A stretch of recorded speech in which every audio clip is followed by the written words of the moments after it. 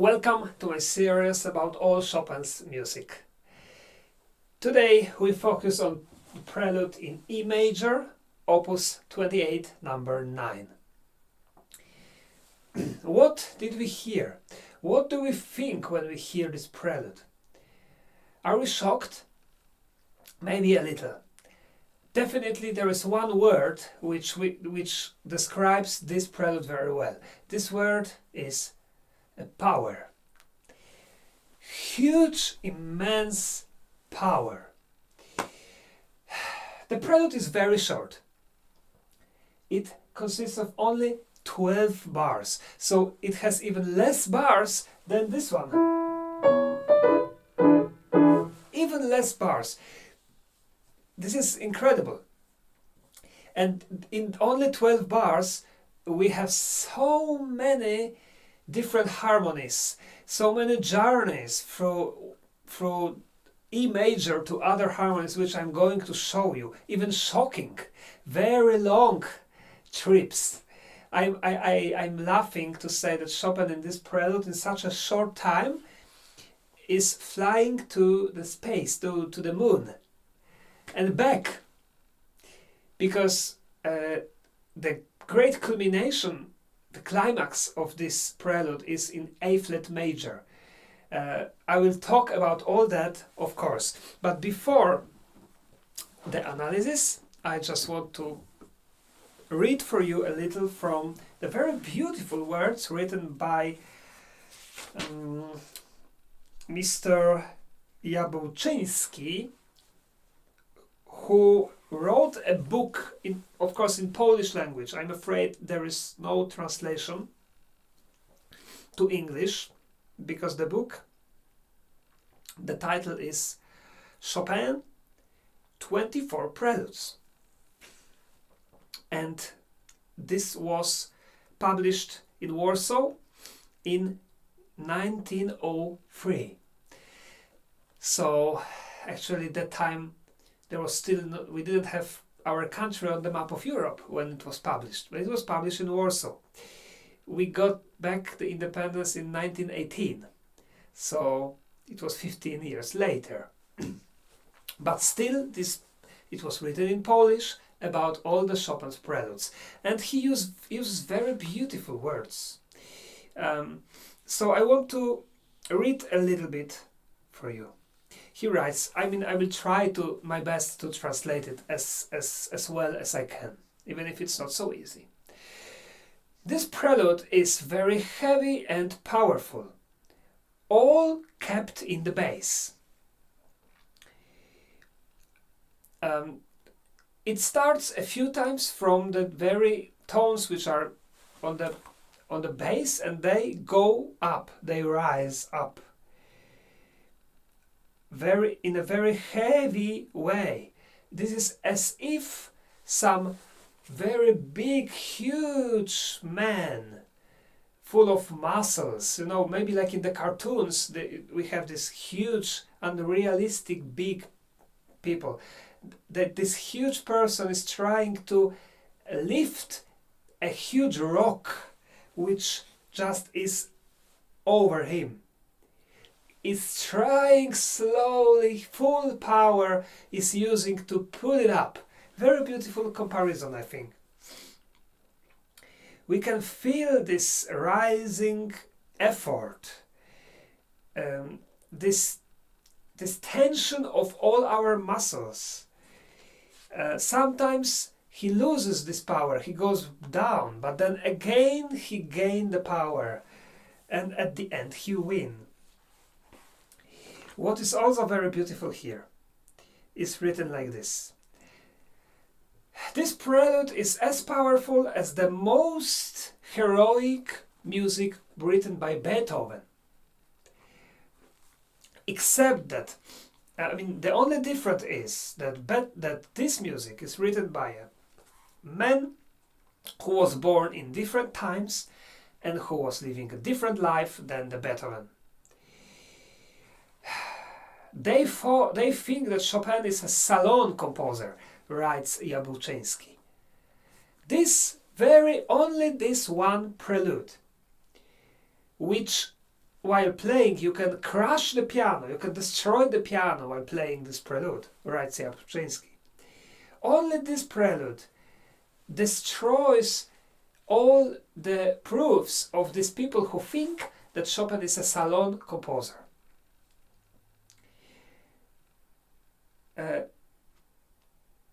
There is no salon in the world that could handle this music played in the salon. Well, of course, Chopin wrote some salon music, his nocturnes, his waltzes, absolutely. But not everything, and we cannot put Chopin into the box of salon composer. He was more than that, and I think we all agree to this. I hope so. One thing before we start analysis. Maybe you wonder in which edition I use, which edition I play. Because these preludes, we can listen, we can hear differences in the rhythm. And I'm aware of this because I learned it as a young boy at the university, and I used the Paderewski edition. And in the Paderewski edition, the rhythm was different than from what I'm using now. It was all this dotted rhythm was shorter, so it was.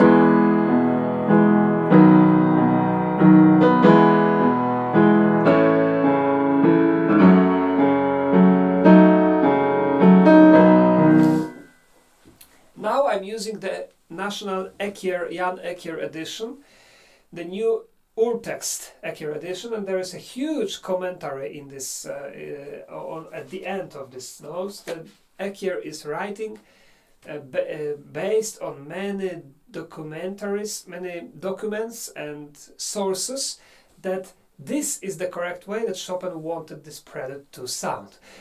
Well, I decided to change, even though I was used to my old way of playing.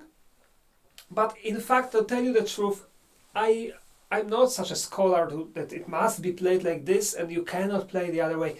And I think it's not that important. What is really important is the character.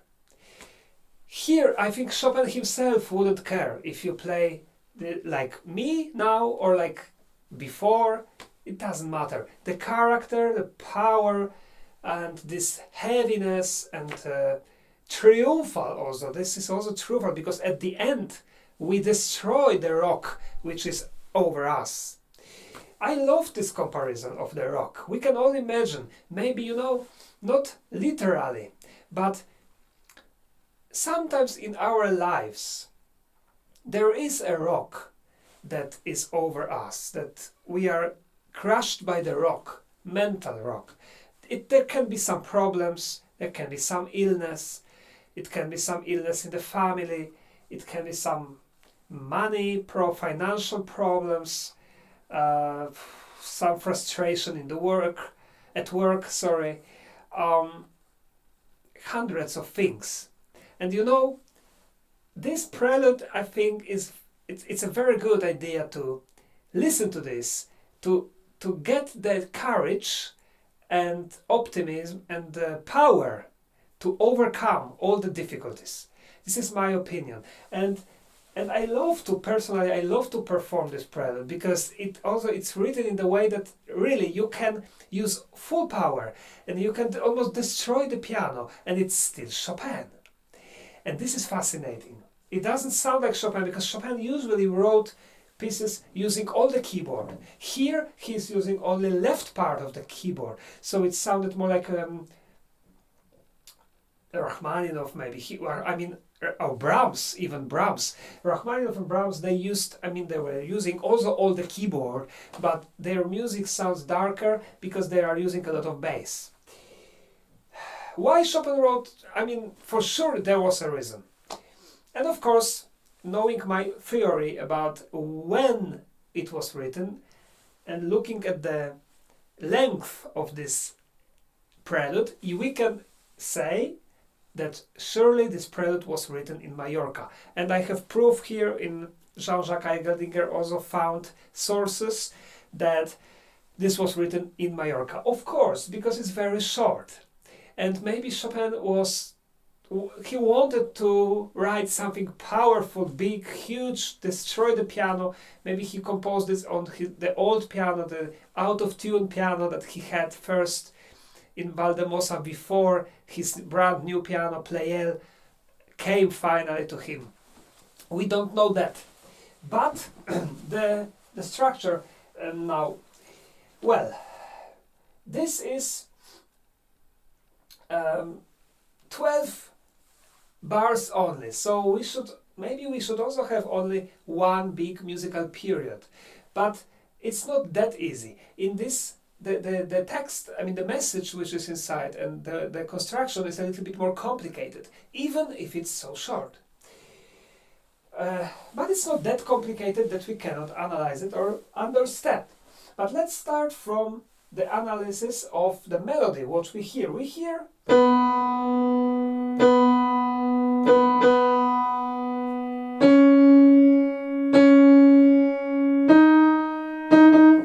pam, pam, pa, pam. We hear march. The rhythm is like in the march.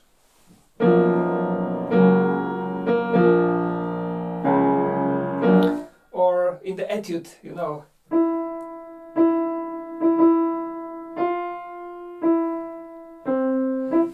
But these marches are in minor, and here we have E major, so maybe it's a triumphal march, but certainly it is a march. Also, the left hand is written as if it should be played in organ with the foot, so the pedal, you know. So maybe some musicologist writes here that this is a church-like music. Like we are inside some big church, we hear the organ playing, and it's a very powerful, full of sound. And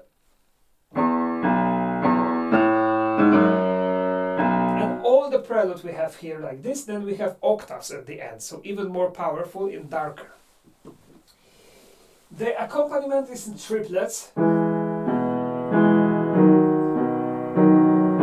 All the time triplet, ta, ta, ta, ta, ta, ta. So there is also a feeling of going somewhere. But the tempo is largo, means very, extremely slow. The slowest, one of the slowest tempos that Chopin could use. Largo means also wide, so, you know, powerful. And now let's analyze the structure. Everything starts already forte. There is no way, no space for the piano at the beginning. So we are bombed by the sound. And this is the first phrase, the first sentence.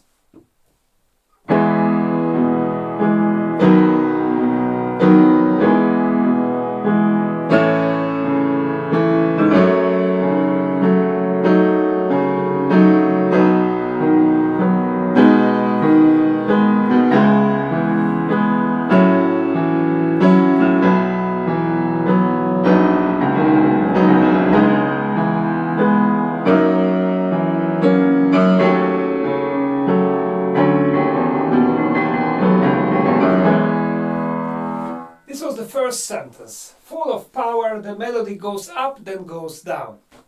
Then there is a second phrase, consequent, as you already know, because we will have the first musical period. This prelude is not only one musical period. Then now we have the consequent phrase. Listen to this, it starts the same, but before I play, I have to tell you this.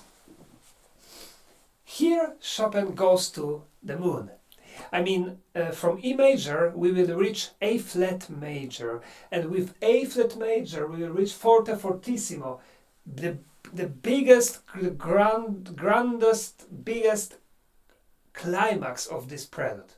Like a victory, but it's not a victory, because immediately after this A flat major we have collapse. We collapse to piano.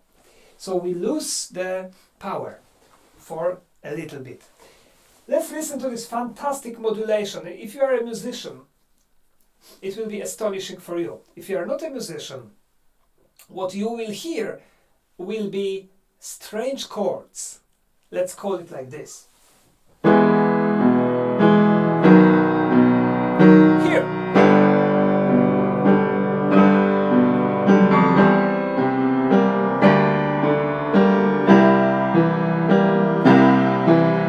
Here.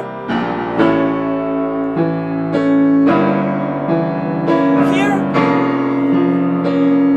Here. And now A flat major. Here.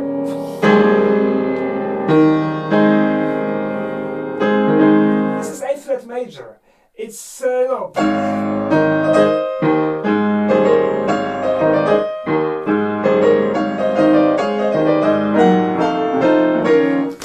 Polonaise, heroic, winner. Well, F flat major for a little F flat major, and then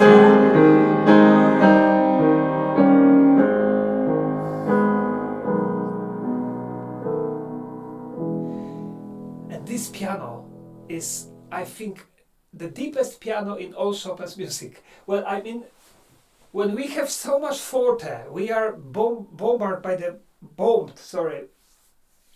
by the sound, then suddenly piano.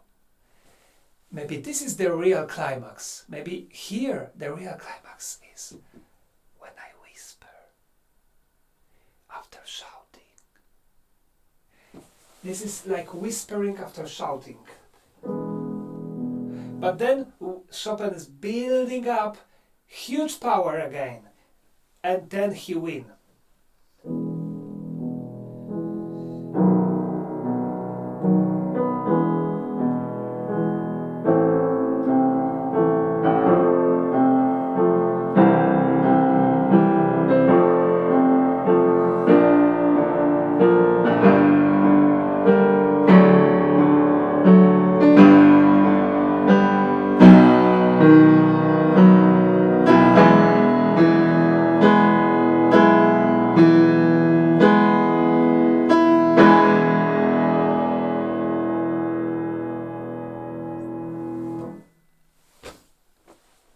I think this prelude sounds very well in the acoustic when we have a lot of echo. So like some high ceiling rooms. The sound should be powerful, and this is this power that Chopin had inside him, even if his body was very weak. Thank you for watching, and see you soon with the next prelude. Bye bye.